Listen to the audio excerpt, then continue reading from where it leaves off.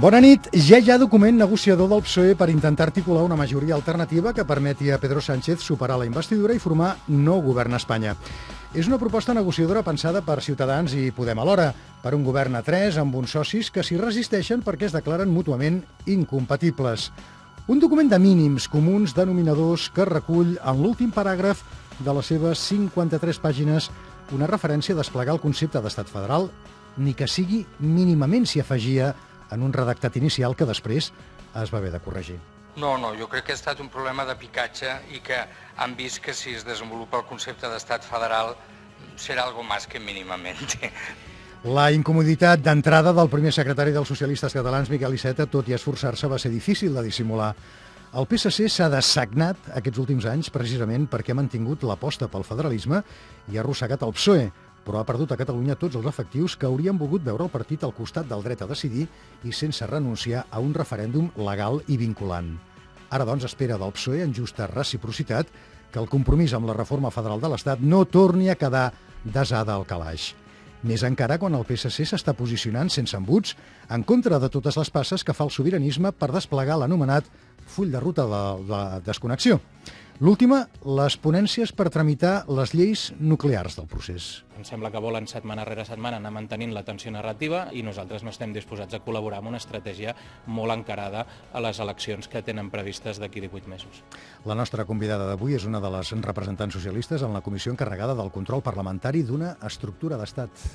El Departament d'Afers Exteriors, Relacions Institucionals i Transparència, de fet, és la primera estructura d'estat que ha creat aquest govern i demostra de manera inequívoca la voluntat d'esdevenir estat. Avui al Polièdric, el vincle federal del socialisme català amb Espanya a debat i l'espai d'acció política del PSC en ple procés sobiranista a Catalunya. En parlem en conversa amb la diputada i portaveu del partit, l'Ester Niubó. L'informatiu polític de Catalunya Informació. Edita i presenta Martí Ferrero. Les 9 del vespre i 6 minuts ja ens acompanya l'Ester Niubó. Abans, però, un reportatge de situació per engegar. El PSC ha estat el gran valedor del federalisme, ho dèiem ara, davant d'un PSOE sempre més reticent. La insistència li ha permès fer moure el socialisme espanyol cap a compromisos més clars amb el model federal. Però també li ha costat la crisi interna més aguda que ha patit mai el socialisme català. Pere Navarro, aleshores alcalde de Terrassa, arriba a la primera secretaria del PSC al desembre del 2011. Sota la seva direcció, els socialistes catalans van concórrer a les eleccions al Parlament de l'any següent amb un programa que defensava el dret a decidir dels catalans a través d'un referèndum legal i acordat amb l'Estat. I seguint aquesta lògica, els diputats del PSC al Congrés van votar a favor de la consulta pactada, trencant per primer cop la unitat de vot amb el PSOE. Tots, menys la cap de llista, Carme Chacón. Per primer cop en la meva vida m'aparto de les decisions de la direcció del PSC perquè estic fermament convençuda que Catalunya i Espanya es poden entendre.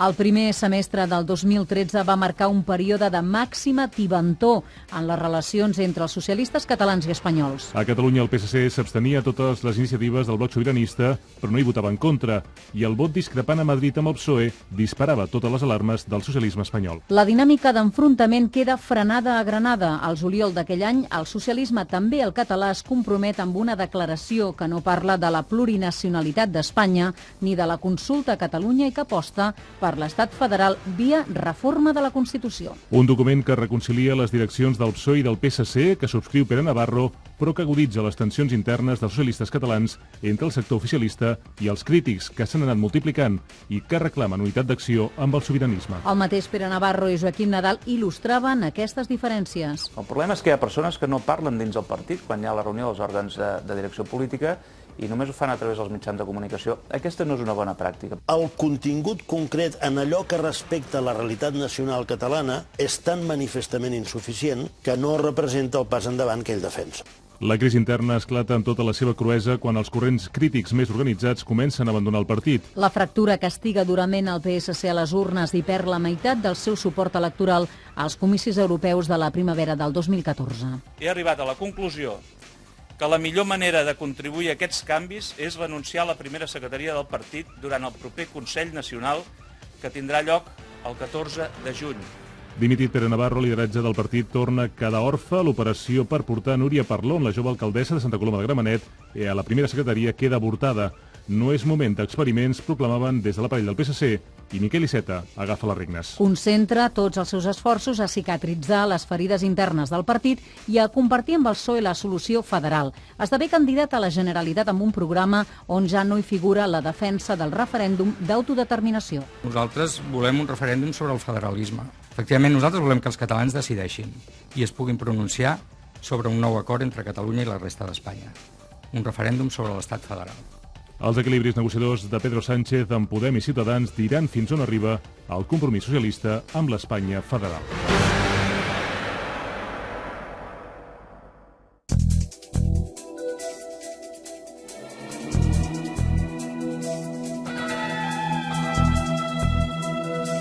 L'entrevista. Esther Niubó, portaveu del Partit dels Socialistes de Catalunya. Bona nit. Bona nit. Gràcies per acompanyar-nos. Un plaer estar aquí per primer cop. El PSC ha pagat un preu intern molt clar i molt car, ara ho dèiem, defensant el federalisme i la unitat d'acció amb el PSOE. Els hauria agradat un compromís més ferm, més explícit amb l'estat federal en aquest document negociador de Pedro Sánchez? Bé, jo crec que és un document de partida. És un document de partida que és una base per a una negociació i, efectivament, doncs, no hi pot haver el programa de màxims del partit, perquè l'idea és intentar un acord ampli que en principi volem amb Podemos, voldríem també amb Ciutadans, i aquesta ha estat una mica la base. Ara, dit això, és veritat que es parla molt d'aquest últim punt, no? Però es parla d'avançar cap a un estat federal, cosa que a Granada tampoc s'acaba de parlar d'estat federal. Ara, per primer cop, es parla directament d'estat federal, de desenvolupar... Però, si em permet, el document de Granada, aquella declaració, es deia avançar cap a l'estat federal amb totes les conseqüències. Sí, no, però per això deia, és un document que és una base per a una negociació i, per tant, no posem al nostre programa de màxims, podríem posar molts documents. Jo crec que la idea és avançar cap a aquest estat federal, però no parla només d'això, no parla només d'aquesta reforma de la Constitució en clau federal, parla de la reforma del finançament, que això és una reivindicació històrica, parla també d'una cosa important, que és de canviar el sistema de repartiment del dèficit de les comunitats, que són les que més han patit la limitació a l'hora de fer la despesa, i parla també d'una cultura plurinacional, federal, que això és el que nosaltres també venim reivindicant fa molt temps. Per tant, pensem que el PSOE en els últims anys ha fet també grans esforços i s'ha mogut cap aquí. Clar, és veritat que ara és el moment de la veritat i en tot cas és el moment complex, perquè no només depèn del propi partit, sinó que depèn de més partits que estiguin en disposició de garantir una estabilitat parlamentària i, en tot cas, de recolzar un programa de govern que per nosaltres la culminació d'aquest programa de reformes en profunditat de l'Estat efectivament és aquesta reforma de la Constitució. Per tant, com que haurà de ser un programa compartit en un govern de coalició, la reforma federal encara podria ser la gran sacrificada en les negociacions per intentar formar nou govern espanyol? No, jo crec que això és impossible perquè això voldria dir que no s'ha entès res del moment polític en què estem. És a dir, Espanya té molts reptes i té la recuperació econòmica, té la regeneració, té moltes coses, però la solució del problema de Catalunya és un dels més importants i jo crec que això tothom ho sap.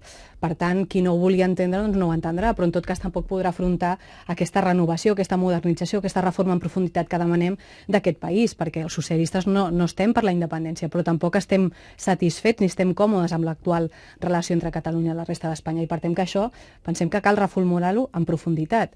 I segurament que Podemos en això poden ser aliats fins i tot. En el cas de Ciutadans, segurament tot serà una mica més complicat. Però en tot cas jo crec que a nivell de partida hi ha punts d'acord, tothom ho ha dit, els diferents partits m'ha semblat que han rebut bé aquest primer document, sabent que efectivament ara a partir d'aquí s'ha d'enriquir i s'ha de complementar amb les aportacions una mica de tothom, però per veure què quedaria i on estaríem. El problema és que els destinataris del document es proclamen incompatibles des del primer minut i s'autoexclouen per formar part d'un govern de coalició 3. Però, en tot cas, el calendari que proposa Pedro Sánchez per la reforma federal és més dilatat en el temps que la desconnexió en 18 mesos que planteja l'independentisme català. Arribarà tard aquesta reforma constitucional? Pensem que no, perquè encara que, efectivament, si comencéssim en un procés de reforma constitucional, doncs no pot ser d'avui per demà i segurament estaríem parlant probablement d'un parell d'anys, ja veuríem, potser fins i tot més. Els treballs de la ponència començarien molt abans i, per tant, pensem que és també una manera de desbloquejar, de començar a parlar amb tothom. Sempre s'ha parlat molt de diàleg, no? O en tot cas hem reivindicat una falta de diàleg i això vol dir que hi hagi un tarannà. Jo crec que aquí també el PSOE ha demostrat un tarannà diferent i, per exemple, doncs, el Senat a ningú li entra molt en les cames a l'hora de reconèixer que és una cambra de representació territorial i, per tant, també de cedir puntualment doncs, en fi, a grups independentistes, no? Que també ha tingut el seu cost polític a tot Espanya. Hi ha un tarannà diferent, s'ha parlat d'aquells 23 punts que el president Mas va anar a negociar amb el senyor Rajoy, en fi, frustradament, no? Perquè em sembla que no va haver-hi massa voluntat. Jo crec que hi ha un tarannà diferent i hi ha unes ganes de fer les coses diferents. Si aquesta ponència constitucional comença a caminar abans, doncs jo crec que hi haurà temps. Jo no parlo de desbloquejar res, perquè segurament no aconseguirem convèncer als independentistes o a una part potser minoritària de l'independentisme que realment pugui estar molt convençuda. Però sí que pensem que podem convèncer o sumar aquest projecte que pot tenir, doncs, generar il·lusió en una majoria, pensem, de catalans que en aquests moments doncs, no estan per la independència, però en canvi sí que veuen que ha d'haver-hi un canvi en aquestes relacions. És un quart clavat de 10 de la nit. Si li sembla, senyora Niubó, obrem l'entrevista a la conversa política. Som.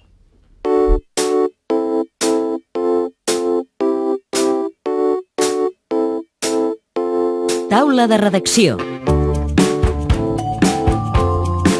La conversa política avui amb el professor Jordi Matas. Professor, bona nit. Bona nit. Hauríem d'excusar l'absència de l'altre analista del programa, el professor Toni Aire, per compromisos sobrevinguts. Ens acompanyarà dimecres de la setmana que ve. En tot cas, si els sembla, una pregunta doble per tots dos. Des de la lògica estrictament política, s'entén que el principal problema de vertebració de l'Estat, que és el que planteja el títol 8è de la Constitució, el cas català, aparegui, doncs, insisteixo, a la cua d'un document per negociar la formació d'un nou govern? Bé, és el que dèiem, en el fons és la culminació de tot un projecte de reformes que jo crec que és lògic que no plantegi el PSOE com a cosa número 1 que s'ha de fer i que entenem doncs, en aquest paper primer parlar de recuperació econòmica, de regeneració política, de pacte educatiu, i en la part de reformes és una mica el que ho culmina, perquè és veritat que sense aquesta reforma constitucional probablement moltes de les altres reformes que proposem tindrien difícil cabuda, no? Ara jo, clar, aniria més lluny, ens podem obsessionar en aquest últim punt i pensar que aquest document és molt significatiu, que ho és, però vaja, jo crec que l'important és el contingut, és la voluntat, és l'objectiu que marca com a aposta, i en aquest sentit doncs caldrà treballar, i efectivament caldrà treballar moltíssim encara. Professor.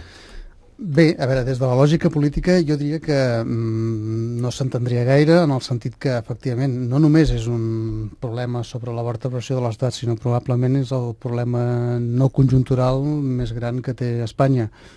Des de fa molts anys que arrosseguem el mal encaix, no?, de l'estat de les autonomies, el descontentament per part de determinades comunitats autònomes, i ara hem arribat on som, i per tant doncs, estem en un moment en què alguna cosa s'ha de fer, i algú que se suposa que aspira a presidir un govern, doncs alguna proposta ferma i atrevida ha de fer, i també coherent amb els seus ideals, com és lògic.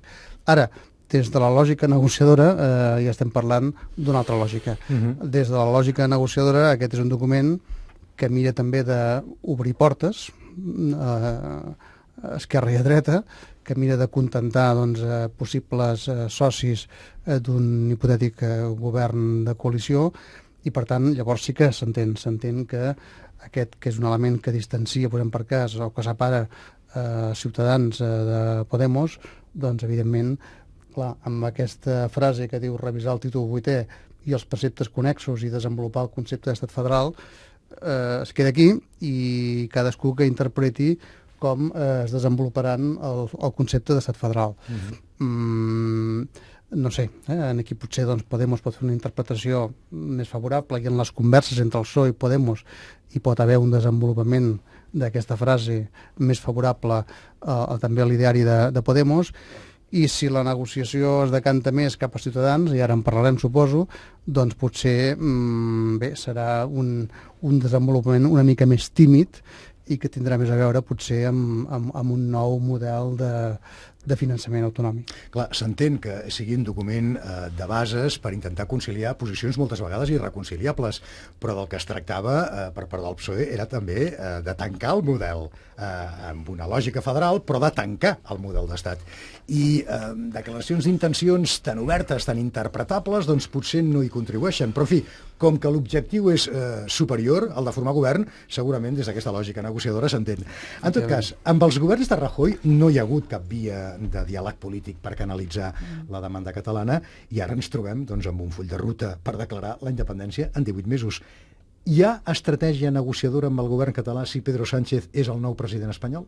Jo crec que és evident, jo crec que això s'ha dit. El propi Pedro Sánchez ha dit que, evidentment, que parlaria amb el govern català, perquè és el representant legítim, entre altres coses, de tots els catalans, i que s'ha de parlar amb tots els grups. L'altra cosa és que li demanis, que facis pesar l'estabilitat del teu govern amb grups independentistes, que això jo crec que tothom entén que no tindria sentit. Ara, evidentment que s'ha de parlar, hi ha un tema que s'ha de desactivar, no es tracta només de quina estructura institucional acabem fer, si avancem cap a aquest estat federal, es tracta de com negociem molts dels dossiers i carpetes que estan pendents, des d'inversió en infraestructures a moltes altres, a més que no són d'ara. Per tant, jo crec que una cosa són les estructures, que necessàriament les hem de canviar, però l'altra és alternar la capacitat negociadora, l'agenda catalana, entre cometes. Clar, aquí, a veure, seria un mal favor fer el que s'ha fet fins ara, és decidir no fer res, que és una decisió que, francament, aniria bastant malament i, vaja, jo estic convençut que, no sé qui governarà, i ara mirarem d'especular una mica, però en tot cas això ha de canviar radicalment, com a mínim que hi hagi, com deia l'Ester Milboa, aquest diàleg i aquesta voluntat d'acostar-se a l'altra banda, a l'altre interlocutor, per mirar de resoldre, insisteixo, un conflicte que tenim en aquests moments i que va més enllà de Catalunya, que va més enllà fins i tot d'Espanya i que tothom està pendent de veure com es resol. Especulem una mica, que deia el professor Mates, el govern transversal que persegueix Pedro Sánchez implica un executiu de coalició amb Ciutadans i Podem com a socis. Ara com ara és un impossible, obertament s'han autoexclòs, s'han declarat incompetents i incompatibles com a socis de coalició. Es podria plantejar, doncs, un govern en minoria amb només un dels dos socis en qüestió? Jo crec que ara, a hores d'ara, es podia especular amb tot i segurament també semblava impossible que acabés passant a Catalunya el que ha passat, perquè havíem sentit la CUP dir 1000 vegades que no investirien Mas, efectivament no el van investir Mas, però... No el van investir, no. Però, en fi, també van veure una sortida que ningú, poca gent imaginava. Sí. Però és veritat, es presenta complicat, probablement sí amb el suport d'un, amb una abstenció d'un altre, però clar, realment posats a desitjar, jo crec que aquí probablement els votants socialistes es sentirien molt més còmodes amb un govern amb Podemos, per afinitat ideològica, però a partir d'aquí també s'ha de pensar en l'estabilitat d'aquest govern. Una de les coses que s'han dit és que caldrà també negociar el dèficit, caldrà negociar amb Brussel·les novament, com a mínim posposar, mirar de flexibilitzar aquests objectius. Per tant, la màxima estabilitat serà la que s'aconsegueix i la que permetria també tirar endavant molts dels reptes que estan fins i tot inclòs en aquest document, perquè aquesta reforma constitucional també és evident que si no hi ha una majoria prou sòlida, doncs seria també molt complicat tirar endavant. Bé, d'alguna manera la pregunta subsegüent a la interpel·lació inicial ja ha quedat contestada en el sentit que el votant socialista se sentiria objectivament més còmode amb un pacte de govern amb Podem.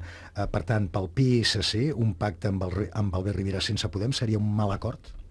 Bé, no seria un mal acord si el contingut del programa de govern fos, en fi, ens agradés i contingués les principals propostes que hem fet bandera en un programa electoral, no? I jo crec que quan parlem de derogar la reforma laboral, de derogar la LOMCE, d'aquestes mesures de regeneració democràtica, evidentment la reforma constitucional, clar, penso que pot haver-hi marge per aquest acord. Segurament no de màxims, s'hauria de veure la lletra petita, però en aquest cas, fins i tot els tres aquests partits dels quals estem parlant, jo penso que la majoria estarien per derogar lleis mordasses. Hi ha tanta llegat negatiu que s'ha de revertir en el cas del Partit Popular que només amb això jo crec que ja dona per mig programa de govern. Professor, posats a suposar... Es pot especular, però més que especular és anar plantejant i posant damunt de la taula escenaris possibles. Ens hi podem trobar. Què veu més factible? El pacte PSOE-Podem negociant abstencions entre els independentistes catalans o l'acord PSOE-Ciutadans negociant l'abstenció ja descartada pels mateixos populars del PP? A veure, posats a especular, jo veig més probable o més possible el primer escenari. A veure, clar, aquí hi ha molts aspectes que conflueixen, no? Un d'ells, evidentment, i és el que està potser en aquests moments negociant-se, és el de la investidura. I després hi ha el de l'estabilitat governamental al llarg de la legislatura. Després també hi ha un altre element que crec que pot condicionar la negociació i que també ha sortit durant uns quants dies, i sobretot en Rajoy n'ha fet referència moltes vegades, que és el paper de la força política més votada. I després hi ha un altre element, que és la negociació i els governs de coalició, que a Espanya no n'hem tingut mai de governs de coalició, i per tant aquesta cultura coalicional la trobem una mica a faltar, i ara potser es percep, no?, aquesta poca perícia i aquesta poca habilitat en la negociació, no? I aquest fer-se forts, aquest marcar línies vermelles constantment, i amb aquest sí però amb aquest no, i el vetar l'un o l'altre. Per tant, tot això encotilla molt la negociació. Dictar la composició d'un govern? Sí, dictar la composició d'un govern? També. Això no convé fer-ho, com a mínim, en aquest moment de la negociació. Ara bé, dit això, clar, veient una mica l'aritmètica parlamentària i la ubicació ideològica de les diverses forces polítiques, crec que és més factible el primer escenari. És més factible que el Partit Socialista Obrer Espanyol trobi potser més punts de contacte en Podemos, també en té, en Ciutadans, però com que encara no arriba a sumar la majoria absoluta ni en l'un ni en l'altre, el que convé és gestionar abstencions. Exacte. El PNB no veu amb massa bons ulls Ciutadans, les altres forces polítiques independentistes, però també d'esquerres, que hi ha, encara que siguin amb pocs diputats, segurament s'avindrien millor amb un pacte PSOE-Podemos, i el Partit Popular ja ha quedat absolutament desmarcat, i per tant l'abstenció del Partit Popular, vaja, tot es pot negociar, però no la veig massa factible. Doncs situem-nos en aquest escenari que plantejava el professor Matas com a més probable, el d'un pacte entre PSOE i Podem. És cert que PSOE amb Ciutadans no sumen, però PSOE i Podem sumen més, però tampoc no sumen prou. De manera que la negociació de les abstencions seria inevitable. I en aquest escenari, els escons, 17, si no vaig mal fixat, dels diputats independentistes d'Esquerra Republicana i de Democràcia i Llibertat, esdevindrien absolutament determinants. La declaració d'intencions des del primer minut de Pedro Sánchez i de la delegació negociadora del PSOE és que no aniran a demanar el suport dels diputats independentistes per superar la investidura. Però és que en pot dependre. Creu que algú se'n passa que si la investidura acaba depenent de la negociació de les abstencions dels diputats independentistes catalans, el PSOE hi renunciarà? El PSC ho trobaria legítim, raonable, políticament necessari? No, el que passa que jo crec que una cosa és anar a buscar l'abstenció o fins i tot el vot a favor de forces independentistes, tenir com a contrapartit a negociar la independència o fins i tot un referèndum a la seva manera, que això és evident que no pot passar.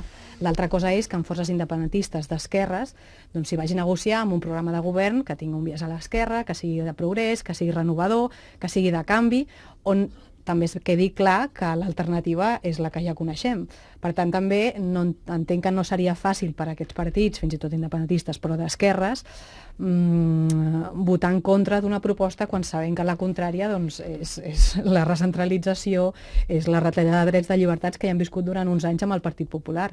I a més, un Partit Popular que ha estat incapaç de negociar res, de parlar, quan aquí, diguem al contrari, estem dient que aquí podem parlar de moltes coses, no podem parlar de negociar la independència, però sí que podem parlar de moltes altres qüestions que són greuges històrics i negociacions pendents que es pot tenir, evidentment, com un govern de tu a tu. Per tant, interpreto de la seva resposta, de la seva reflexió, que si la investidura de Pedro Sánchez depèn, per exemple, dels diputats, els 9 d'Esquerra Republicana, Esquerra Republicana difícilment eludiria la responsabilitat de propiciar aquesta investidura. Ho tindria molt difícil això li hauríem de preguntar a Esquerra Republicana, impedint la investidura del candidat socialista. Però jo entenc que també haurem de donar bastants explicacions perquè, com ells diuen, no? Ells estan per la desconnexió, ells d'aquí 8 mesos ja no volen formar part d'aquest país, però també parlen sempre que, en fi, que volen que les zones del seu entorn, els països del seu entorn, en tot cas els pobles germans, tinguin condicions de progrés, doncs, en fi, haurien d'explicar molt bé per què no s'abstenen o per què voten en contra d'una investidura amb un pacte doncs, de progrés, de canvi, de reforma en profunditat d'aquest país, quan sabem que l'única alternativa possible seria la del Partit Popular, que ja coneixem tots. Sí, no, a veure, clar, aquí és que hi ha moltes filosofies negociadores. A veure, evidentment, el pacte PSOE-Podemos ja serà complicat, però vaja, si més o menys arriben a acordar alguna cosa, doncs, clar, si la filosofia és aconseguir el tot o res, o aconseguim tot, o aquí estripem les cartes i no, clar, així no anirem enlloc. I aquesta no és una filosofia negociadora. Si la filosofia és mirem d'evitar el pitjor escenari, que aquesta també pot ser una, doncs, a veure, tant Esquerra Republicana com Democràcia i Llibertat hi han dit que, posats a triar, prefereixen que governi el Partit Socialista Obrer Espanyol que no pas el Partit Popular. I això ho han dit, sí. Ja s'ha dit. Si la filosofia és, com deia també la diputada, doncs, pensar en clau espanyola, és a dir, separar la clau catalana amb la clau espanyola i dir, escolta, doncs, posats a fer, mirem primer de tenir una comunitat o uns veïns o un sistema polític o un lideratge a Espanya més sensible a les polítiques socials que no pas el del Partit Popular. Vull dir que aquí hi ha moltes lògiques a l'hora de poder justificar per part d'aquestes dues formacions polítiques una abstenció. Dimecres, si no vaig mal fixat, no, dimarts de la setmana vinent, s'ha assegut fa poca estona, Pedro Sánchez mantindrà aquesta reunió, aquest contacte amb els representants d'Esquerra Republicana i de Democràcia i Llibertat i comprovarem doncs, les possibilitats d'obrir cap via de diàleg per explorar possibles enteses per investir el candidat socialista. Això serà dimarts de la setmana vinent. En tot cas, en les últimes eleccions catalanes del 27S, el PSC va decidir sacrificar en el seu programa electoral el referèndum pactat i vinculat per passar doncs, a abraçar la reforma federal de la Constitució. Per què aquesta renúncia al dret a decidir, que s'havia defensat 4 anys enrere, si les forces que hi estan a favor representaven ja el 70% del Parlament català sortint? Per què aquest viratge? Bé, primer dic que és veritat que es diu molt que estàvem pel dret a decidir, el que sí que dèiem, això no ho dèiem així, nosaltres sí que dèiem que estàvem per una consulta legal i acordada, que és el que també es criticava, però és veritat que en el moment que s'acosta la campanya i per tant toca concretar i toca fer un programa, realment ho fa la reflexió i la manera que veiem possible de fer una reforma legal i acordada és precisament fent aquest referèndum sobre una reforma constitucional, perquè és el que diem nosaltres, difícilment, o sigui, en un marc de negociacions, nosaltres, com deia, no som independentistes, però no estem còmodes en aquest estat actual de coses i pensem que abans de votar en un referèndum sobre la independència sí o no, hem de donar una oportunitat a un nou acord. Aquelles persones que creiem en una nova relació hem de tenir l'oportunitat també de votar-ho abans de dir si independència o mantenir-nos igual. Per tant, pensàvem que aquest és el camí a fer. I efectivament, i això també ho hem dit, si en aquest referèndum sobre una reforma constitucional a Catalunya fos rebutjat, aleshores sí que estaríem en un escenari diferent on probablement caldria avançar cap a escenaris més a la canadenca, parlant de lleis de claredat, i després segurament que sí, que el camí doncs, seria bastant més curt, però pensem que abans de fer una cosa irreversible, pensem que cal avançar doncs, en aquesta reforma en profunditat, com deia, i a partir d'aquí doncs, votar-ho al conjunt d'espanyols, però que també estarien comptats a Catalunya i podríem saber doncs, el grau de suport d'aquesta reforma. Per tant, si els catalans diguessin no a les urnes a la solució federal, el referèndum d'autodeterminació seria inevitable. Això és el que hem dit fa temps, és a dir, és una cosa que voldríem evitar, no ens agradaria posar el segon abans de lo primer, però és veritat que primer l'oportunitat d'aquesta reforma a la Constitució en clau federal i després, efectivament, si a Catalunya doncs, això fos rebutjat, aquí s'hauria de parlar d'altres escenaris. Professor, el federalisme canadenc té característiques molt diferents al federalisme que en diuen cooperatiu, doncs, que es defensa segurament doncs, amb latituds més europees. perquè el Canadà, els federalistes de pedra picada, fins i tot els pares del federalisme canadenc d'origen quebequès, no conceben la nació canadenca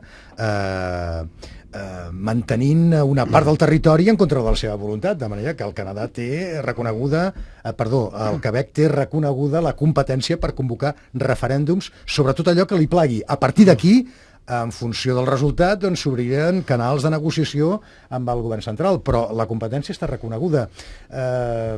Bé, segurament si el federalisme tingués característiques semblants al canadenc, potser no jugaria tant amb les paraules, no se'n faria tanta retòrica i seria doncs, un model de pensament polític que aconseguiria doncs, entusiasmar més del que entusiasma, segurament. Segurament. El que passa, clar, jo no crec que es pugui aplicar el model canadenc i quebequès aquí i en aquests moments, en aquesta conjuntura en la qual estem ara immersos.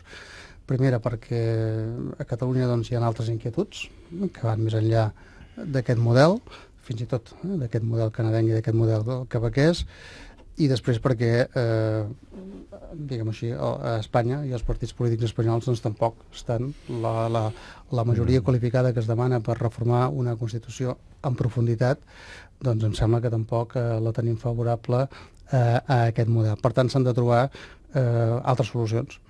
I aquestes altres solucions doncs s'han de trobar, s'han de buscar, s'han de negociar, i en aquests moments jo tinc la sensació que, bé, potser sí que hi ha alguns idearis i els partits defensen cadascú el seu ideari, però jo diria que tots ells també tenen un punt d'incertesa i un punt d'improvisació en funció de com va evolucionant la conjuntura política. I jo crec que serà la conjuntura política, que serà els moviments socials, els moviments polítics també, els que acabaran definint una possible solució. No podem estar permanentment en aquesta incertesa i en aquest conflicte. Per tant, s'haurà de trobar alguna solució.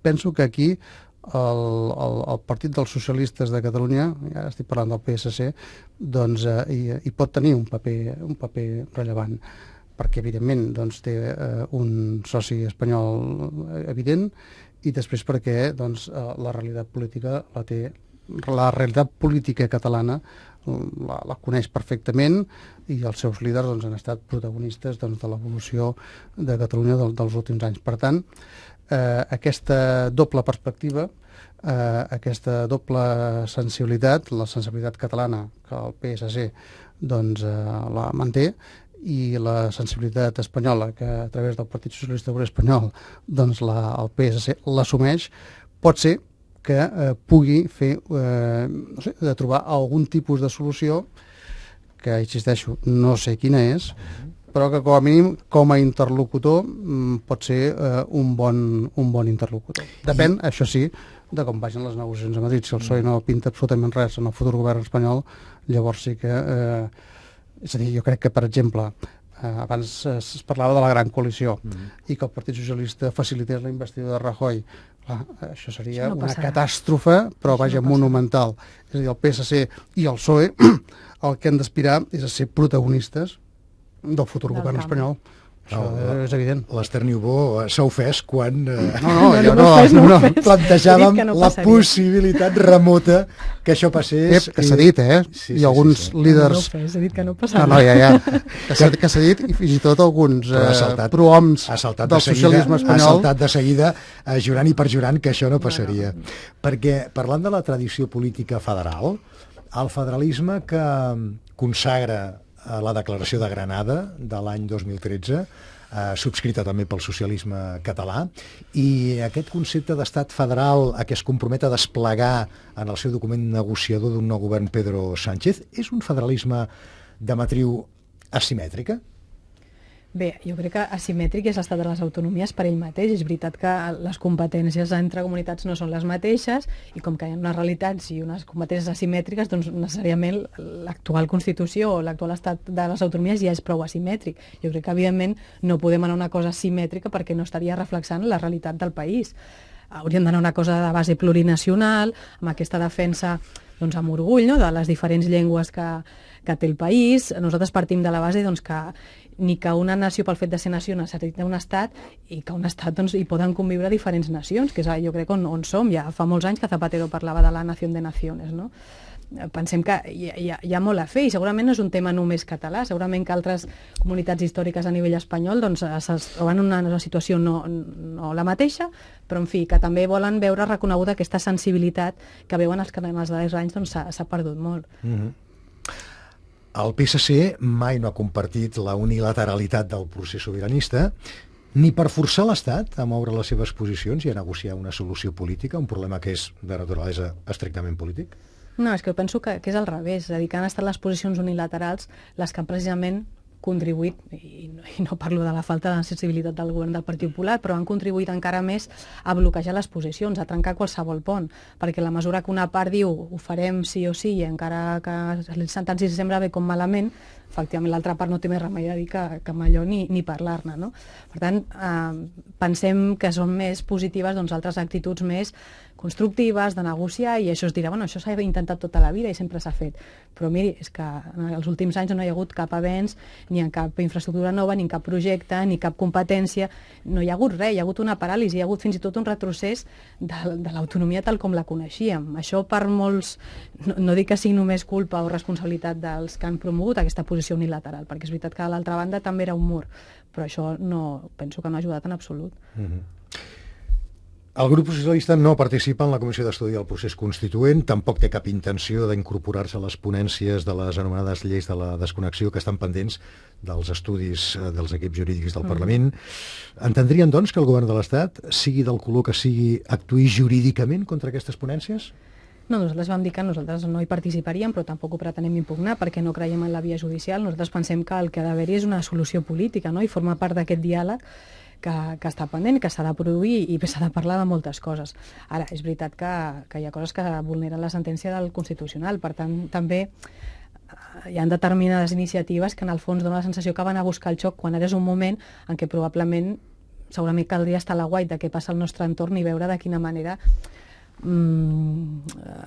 parlar d'aquestes coses més enllà d'avançar en un intent. Jo penso que sí que són a vegades maniobres una mica de distracció o fins i tot preu que segurament doncs, potser s'ha de pagar la CUP per haver votat a favor de la pròrroga pressupostària. És a dir, hi ha coses que a vegades no acabem d'entendre a què formen part. Ara, també és veritat que l'actual govern des de fora dona una mica la sensació que potser, precisament perquè es creu més això de la independència, té ganes d'anar més a poc i intentar no donar-se cops contra una paret com ha passat en els últims anys. Professor, vostè que també té dret, a més de ciència política, de dret polític, a veure, clar, resulta relativament fàcil actuar jurídicament contra actes jurídics documentats, decisions polítiques com ara doncs, un decret del govern, la presentació d'un projecte de llei, la tramitació d'una proposició de llei, però hi ha precedents d'actuacions davant els tribunals, i ara parlo del Tribunal Constitucional, contra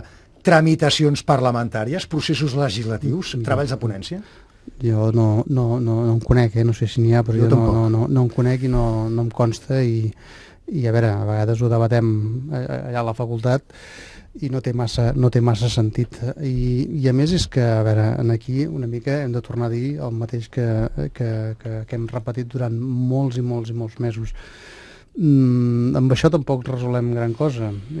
Per tant, aquí el que convé és que hi hagi doncs, un altre tipus de negociació i que no hi hagi doncs, aquest distanciament actual i que la fredor del distanciament polític mirem d'avalar-la amb les sentències del Tribunal Constitucional i amb els recursos del Tribunal Constitucional. Per tant, bé, jo ho trobo francament absurd, no sé, ja veurem què farà el Tribunal Constitucional, que d'altra banda doncs, també està des de fa temps bastant sota sospita, i en alguns casos se l'ha guanyat a pols. El tema de la sentència de l'Estatut, sí, estic parlant de fa temps, però vaja, i allò va ser un daltabaix pel Tribunal Constitucional. Però insisteixo aquí, la negociació ha de ser política, la visió ha de ser política i la solució ha de ser política. En el debat nacional, a propòsit del procés, es practica una certa política de blocs. Hi ha ponts difícilment practicables de diàleg, de negociació entre les forces pro-independència i els partits polítics que no hi estan a favor. Però per evitar caure en el frontisme polític a Catalunya, el millor antídot no seria l'agenda social. Hi ha programat un ple monogràfic que ha plantejat amb insistència el seu grup parlamentari i Catalunya sí que es pot. Finalment ja té data, serà el mes de març, amb una col·lecció de necessitats, d'emergències socials pendents que permetrà tenir un debat parlamentari intens. No és aquest el millor antídot per evitar el frontisme en la política catalana? És a dir, no estan condemnats els partits que defensen la correcció dels desequilibris, de les desigualtats, de les injustícies, compartir una mateixa agenda social, el pla de xoc contra les emergències, per exemple, que formen part de l'agenda política catalana? Sí, nosaltres de fet sempre ho hem defensat, és a dir, les emergències, la prioritat de, com deia, pla d'això contra l'atur, contra moltes d'aquestes desgràcies que estem vivint encara aquest entorn, però precisament del que ens hem queixat és que durant uns anys es feia un discurs, però a l'hora de la veritat, d'aquestes prioritats no les veia. A mi és veritat que es queixen molt i entenc que hi ha una part de raó, una part molt gran de raó, que el govern espanyol ha retallat finançament i moltes coses, però és que resulta que el pes que estan mantenint o el deute que arrosseguen els ajuntaments catalans per coses que els hi deu la Generalitat, i aquí puc parlar d'escoles bressol, de moltes coses, doncs passa exactament el mateix, no? Per tant, no hem vist un compromís social fins al moment dels últims anys de govern de Convergència i Unió. És veritat que ara parlen d'aquest pla de xoc, tant de bo, i nosaltres aquí hem dit que si veiem que va, acompanyat d'una memòria econòmica i per tant d'un pressupost per fer-ho possible, doncs acompanyarem i donarem suport. Ara, també dic que a dia d'avui no veiem amb seguretat que hi hagi aquest pressupost perquè, entre altres coses, fins a aquesta tarda em sembla que amb la CUP no acaben d'aclarir-se de si donaran suport o no donaran suport. Per tant, si no hi ha aquest nou pressupost, amb la pròrroga pressupostària que s'ha aprovat, no n'hi ha per fer res. És a dir, no sé de què parlarem. Avui que teníem la compareixença amb la consellera d'Ensenyament, en fi, la majoria de coses que ha proposat no es podran fer efectives si no hi ha aquest nou pressupost. Bé, a propòsit d'això, sí que és veritat que el govern de Junts pel Sí ha fet certament en matèria social una autèntica esmena a la totalitat a les polítiques que es practicaven en la legislatura anterior, com a mínim pel que fa a la declaració d'intencions. Vostè plantejava la necessitat d'uns nous pressupostos perquè la immensa majoria d'aquestes polítiques socials tenen impacte pressupostari. El PSC està disposat a negociar pressupostos amb el govern. A vostès els passa una mica com li passa a Ada Colau, que li sembla que el diàleg polític és molt més fàcil amb el president Puigdemont que amb el president Mas? Bé, no sé, jo crec que la relació, en tot cas, de Miquel Iceta, el primer secretari amb els presidents, jo crec que ha estat bona amb el cas d'Artur Mas, és bona segurament ara, em consta amb el senyor Puigdemont. Ara, dit això, una cosa és la relació personal i l'altra és la capacitat d'entendre. Jo crec que a disposició per parlar, per negociar i parlar de pressupost, sobretot d'aquest increment de despesa social, hi som, però clar, si això va acompanyat de un pressupost i uns compromisos per les estructures d'estat, per trencar, per la desconnexió, nosaltres aquí no hi podem estar d'acord. Ara, tot és negociable, es pot parlar, com deia, de com s'incrementa aquesta partida de despesa social que està a nivells d'abans del 2010. Per tant, anem molt enrere. El retrocés social ha estat molt important, precisament en un moment de creixement de les necessitats socials molt important. Per partir d'aquí jo crec que parlar de tot, però convindria que els partits que recolzen aquesta estabilitat parlamentària, Convergència, Esquerra i la CUP, doncs es posessin d'acord i com a mínim fessin una proposta sensata més enllà d'aquesta declaració d'intencions, perquè si no tot quedarà en res, en paper mullat. Clar, abans parlava de la filosofia negociadora, feia referència a Esquerra Republicana i a Democràcia i Llibertat en l'abstenció o en el vot cap al PSOE, no? Doncs el mateix es podria dir, no?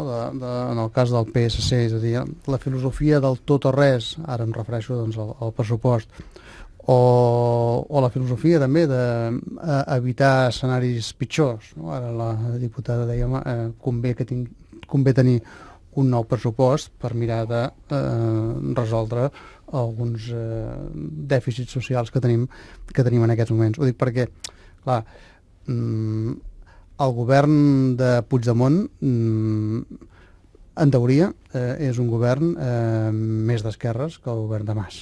Abans hi havia un govern de Convergència i Unió amb un pacte de legislatura, que per cert, el pacte de legislatura, que hi havia també una part de temes socials, va quedar en no res.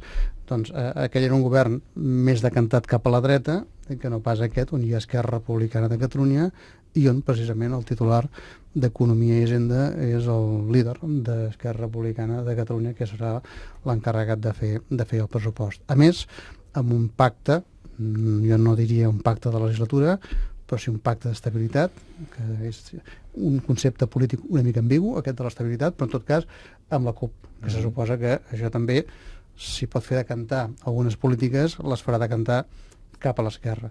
I aquí ens trobem, doncs, també amb altres forces polítiques, Catalunya sí que es pot, i el PSC, bàsicament, aquestes dues formacions polítiques, que, això jo estic convençut, que aquelles polítiques que afavoreixin doncs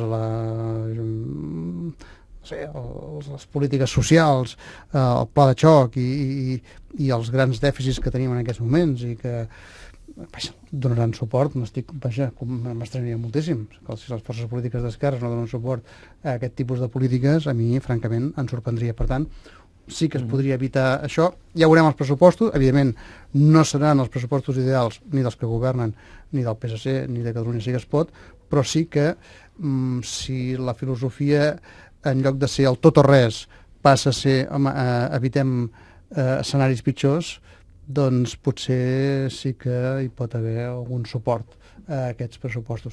Primer hem de veure quins pressupostos es presenten. Només sumar una cosa, perquè precisament siguin uns pressupostos que puguin ser una mica millors, jo crec que convindria també tenir clar que s'ha de anar a negociar aquesta millora del finançament, que per ara doncs, el president Puigdemont en sessió parlamentària va dir que no ho pretenia ni estaven als seus plans, cosa que, crec que això és una cosa a reformular o a reflexionar per part seva. Catalunya per primera vegada no lideraria la negociació per la renovació del sistema de finançament autonòmic. Dues reflexions sobre dues de les notícies destacades d'aquestes últimes hores. Per exemple, segurament la imatge del dia. Jordi Pujol, Marta Ferrusola declarant a l'Audiència Nacional de Madrid i sortint-ne en llibertat i sense mesures cautelars. S'ha acabat el malson judicial de l'expresident, però comença una mica el del seu entorn familiar? Com ho veuen? Miri, no, la veritat no ho sé. Jo crec que aquesta història fa molt de temps que dura. Jo crec que per la ciutadania és dur, perquè va sentint informacions de premsa i mai acabes veient la solució judicial a això. Jo crec que és el que sempre es diu, no? Esperem que la justícia faci la seva feina, però que la comenci a fer amb una mica més de celeritat que fins ara, perquè per ara doncs, hi ha moltes especulacions, hi ha moltes informacions, però no acabem de veure, com deia, sentències d'una manera o de l'altra, no?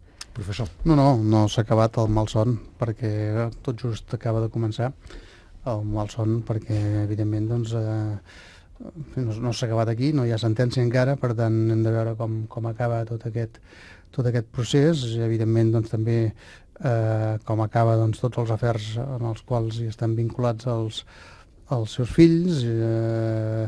Hem de veure també com acaba el cas Palau, hem de veure molts casos que encara estan pendents de sentència i que convindria que la justícia agilités una miqueta el procediment, perquè això tampoc ho podem arrossegar massa temps. De la imatge a la polèmica del dia o dels últims dies, la detenció i posterior posada en llibertat dels dos titellaires acusats d'enaltiment del terrorisme en la representació d'una funció de titelles per infants. Passar per la presó per fer sàtira política sembla una mica exagerat? No? Sí, a mi em costa una mica d'entendre, la veritat. O sigui, puc reprovar doncs, aquella obra, tot el que es va fer. Ara, és veritat que i no és fer demagògia, no? Hi ha tantíssima gent que està en llibertat, quan fins i tot hi ha hagut confessions i determinades persones, doncs, no sé, jo crec que la justícia a vegades hi hem de confiar, però els criteris doncs, segurament s'haurien d'unificar una mica més. Sí, és absurd, és una trista realitat. El paper que ha fet el ministre de l'Interior francament és penós, les declaracions que fa doncs, són d'un baix nivell i per tant doncs, el que passa que aquí també a veure, l'administració de justícia a vegades doncs, també moltes vegades a les enquestes surt, la gent hi confia en poc amb l'administració de justícia, està en hores baixíssimes, no baixes, no, baixíssimes. Per tant, convindria fer alguna cosa perquè la gent confia una miqueta més amb la justícia i amb l'administració de la justícia. Ara el professor citava el ministre en funcions de l'Interior, Jorge Fernández Díaz. Una de les raons de la Fiscalia per recomanar l'empresonament d'aquests titellaires era que justament s'exhibia una pancarta on es feia un joc de paraules i s'hi traslladava la sàtira política, i d'això la Fiscalia deduïa que era un delicte d'enaltiment del terrorisme. Bé, avui el ministre en funcions era qui, en unes declaracions públiques, assegurava que ETA probablement està esperant en candeletes que el PSOE i Podem tanquin un acord de govern. Jo crec que tots els excessos, també els verbals, són dolents. Jo crec que aquest catastrofisme ja l'hem viscut, és a dir, que l'ETA estava darrere dels catalanismes, de l'esquerra, tot això ho hem viscut, per tant serà el nou capítol, però això vol dir que entenen molt poc o fan molt poca autocrítica del que els ha passat en els últims anys. No, totalment d'acord. És tornar a la vella cançoneta. Això vol dir que pocs arguments tenen. Si aquest és l'argument per impedir una alternativa al govern del Partit Popular, vol dir que estan, francament, en hores molt baixes.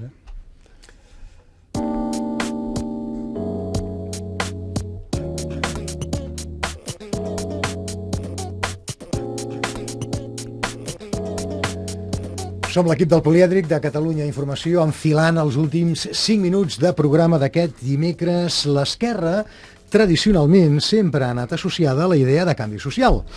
A Catalunya el concepte de progrés i canvi, però, s'associa des de fa uns quants mesos al procés independentista. Tot plegat ens ha fet pensar més enllà del dia a dia sobre el socialisme català i l'espanyol, amb aquestes reflexions que ens planteja ara la Lali Ferrer. Convergència s'ha llançat al sobiranisme sense aparentment pensar-s'hi dues vegades. Esquerra hi ha posat la proa i la CUP intenta marcar-ne el rumb. I el PSC? El PSC no sembla que s'hagi mogut i des de la declaració de Granada sembla que hagi quedat fatalment adherit al PSOE, tots dos amb un punt d'immobilisme que els acosta cada vegada més en la defensa de l'statu quo, cada vegada més caduc. La proposta de l'Espanya federal no sembla destinada a trencar motllos. El PSC i el PSOE semblen col·locar-se al costat de l'ordre. Hi ha alternativa a la política tradicional, ara que la bandera del canvi l'agafen des de moviments com Podem o la CUP? El PSOE pot nedar entre dues aigües, entre Podem i Ciutadans, sense perdre bous i esquelles? I el PSC en seria el gran perdedor? Doncs entre reflexions i preguntes, jo encara en tinc una altra per l'Ester Niubó, amb el pujolisme liquidat, la regeneració convergent, l'empoderament dels republicans, l'articulació dels moviments de l'esquerra com la CUP i Catalunya sí que es pot. Quin espai li queda al Partit dels Socialistes de Catalunya? Home, jo crec que li queda l'espai del centre-esquerra més catalanista, no independentista. Som la tercera força al Parlament, la primera força d'esquerres, la primera força catalanista i no independentista. Jo crec que hi ha un ampli espai per recórrer. És veritat que és un espai de la centralitat i que en aquests moments, i això el professor ho sabrà molt millor que jo, però hi ha menys gent que se situï en la centralitat, segurament tot ha anat més als extrems, però pensem que la gent sobretot ens ha de buscar, si en un futur ens vol continuar buscant allà on som, és a dir, no ens podem disfressar de coses que no som, però pensem que aquestes banderes són positives, són representatives i que segurament una majoria de la societat catalana hi pot acabar adherint-se. Clar, diu l'Ester Niubó, al PSC li queda l'espai que és genuïnament nostre, el de centre-esquerra, però és que fins i tot durant aquests anys d'irrupció del procés sobiranista, la immensa majoria dels catalans sempre davant de respostes demoscòpiques se situen en l'espai de centre-esquerra. Sí. I el PSC no ha parat d'empetitir-se. Bé, perquè hi ha hagut una sacsejada en el sistema de partits, hi ha hagut noves propostes polítiques que han fet forat en la societat i això hi ha partits que ho han sabut gestionar millor i d'altres que no. I el PSC el que ha hagut de fer, i suposo que és el que està fent, és una reflexió profunda de com encarar aquesta nova etapa i aquests nous reptes socials, perquè al capdavall és el que estan fent totes les forces polítiques, i les noves forces polítiques bé, ho han sabut trampejar una mica millor. I d'altra banda també hi ha un altre fet, que és també que els determinats partits que ja porten uns quants anys fent política i estan al capdavant de les institucions, doncs també han de demostrar que són una cosa nova i això a vegades costa.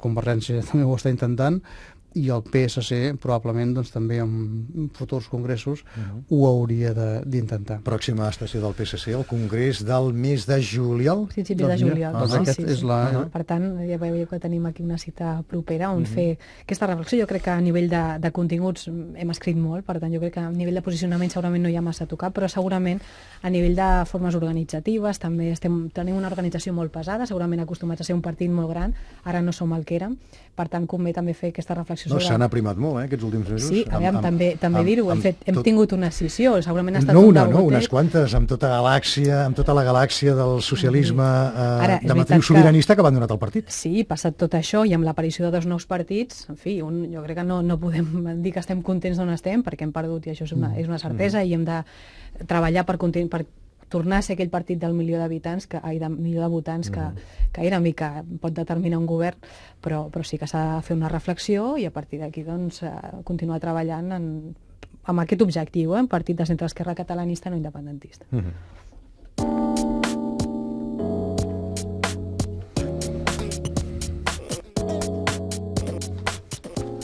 Aquest és l'horitzó polític amb què treballa el PSC, refermar-se i reforçar-se com el partit referent del centre-esquerra catalanista i no independentista. Avui ens ha acompanyat la seva portaveu, l'Ester Niubó.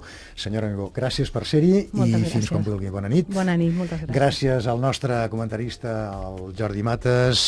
Disculpem i excusem l'absència del Toni Aire. Dimecres hi tornem, com sempre, puntuals al Polièdric, a partir de les 9, a Catalunya Informació. Gràcies per la confiança i bona nit.